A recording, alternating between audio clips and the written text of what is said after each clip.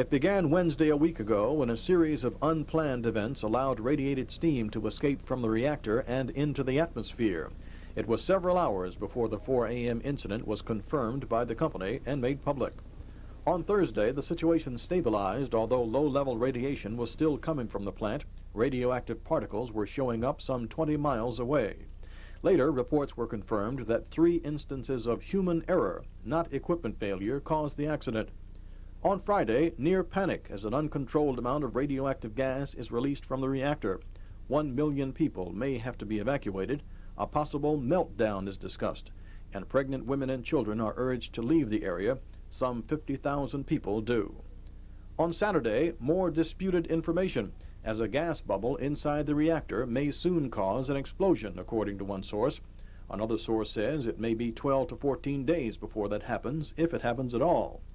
On Sunday, President Carter visits the plant, restoring confidence to the area, but NRC officials admit the gas bubble problem is totally unexpected, something the industry was not prepared for. The NRC also admits investigators knew of a problem inside the plant in January of this year.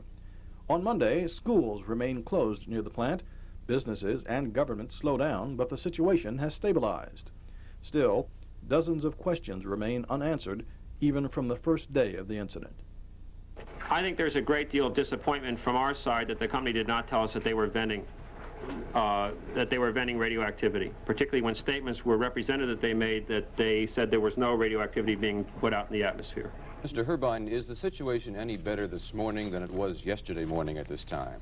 Yes, I would say it is. I think we've got the plant in a more controlled, a greater degree of control. And I think things are a lot more stable this morning than they were yesterday. But there's still a great deal of radiation coming out of that reactor, is there not? Well, I wouldn't say that there's a great deal. We are concerned, though, about the status of the fuel in the core. There's extensive fuel damage. We've learned this from the primary coolant activity levels and the temperatures recorded in the reactor core. To deal with the problem of rumors and unsubstantiated information, we've opened today a 24-hour Citizens Information Center so that the people of Pennsylvania can get the facts they need when they need them, and so frankly that we in government can be better informed about the questions of greatest concern to the people that we must serve.